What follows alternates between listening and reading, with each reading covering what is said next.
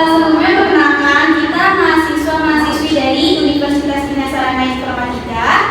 Perkenalkan nama aku Safira Putri Pembazara, bisa dipanggil Kafira. Perkenalkan nama aku Rizal Arif Permana, bisa dipanggil Rizal.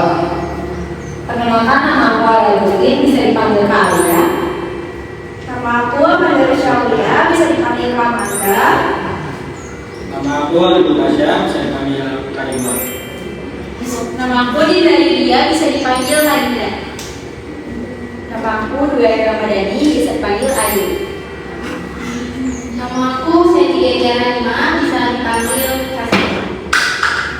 Nama aku Ahmad Faisal Salami, bisa dipanggil Kamari. Teman-teman di sini udah tahu belum kita mau ngapain sih? Tahu. Ya. Oke, jadi kita tuh di sini mau memperkenalkan wawasan Nusantara menyatukan pulau, bahasa dan budaya. Nah, karena udah sore ya, udah mau sore juga, kita langsung mulai aja ya kajiannya. Oke, yang pertama kita akan membahas pengertian wawasan Nusantara. Apa itu wawasan Nusantara?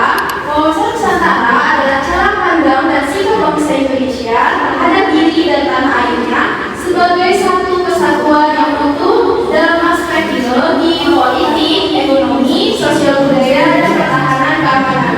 Konsep ini menekankan pentingnya persatuan wilayah dan persatuan bangsa di tengah keberagaman suku, budaya, agama, dan kondisi geografis yang unik. Mengapa wawasan Nusantara itu penting? Karena Indonesia sangat luas dan berbeda. Kita harus saling memahami satu sama lain. Wawasan Nusantara membantu kita menghargai perbedaan, hidup rukun dengan semua teman, cinta tanah air dan budaya sendiri, dan menjaga keutuhan negara kita. Indonesia luas dan beragam. Indonesia punya lebih dari 17.000 pulau. Dari Sabang sampai Merauke, ada ratusan suku bangsa seperti Jawa, Batak, Bugis, Dayak, dan lain-lain. Ada berbagai macam budaya dan bahasa daerah yang unik di Indonesia. Meskipun berbeda-beda, semuanya tinggal di negara yang sama, yaitu Indonesia. Mengenal budaya daerah di Indonesia. Setiap daerah di Indonesia punya kebiasaan dan budaya yang unik. Misalnya, tari becak dari Bali, tari saman dari Aceh, batik dari Jawa, papeda dari Papua.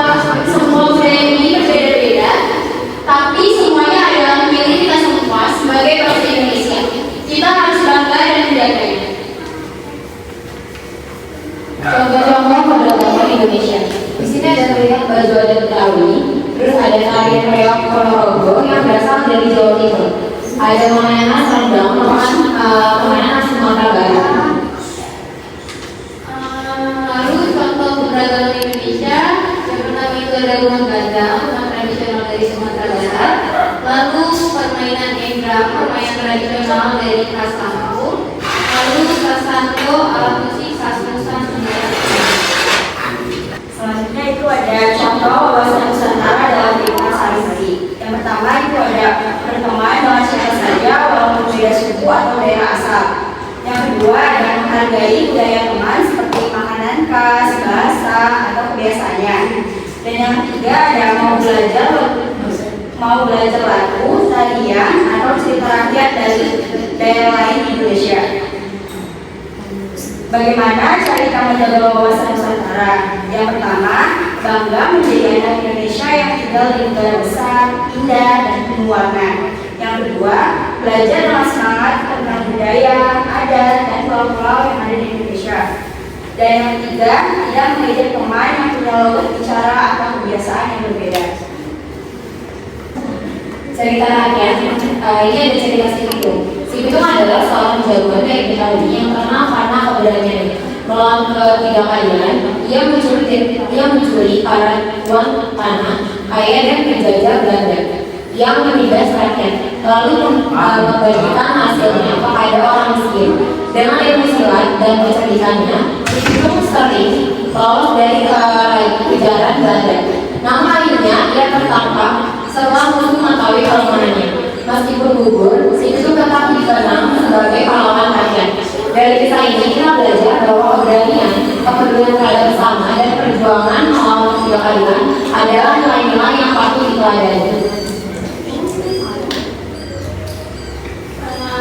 Kumpulan materi wawasan Nusantara mengajarkan kita bahwa Indonesia itu luas, indah, dan beragam.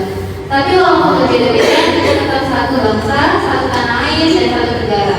Sebagai anak Indonesia, kita harus belajar hidup rukun,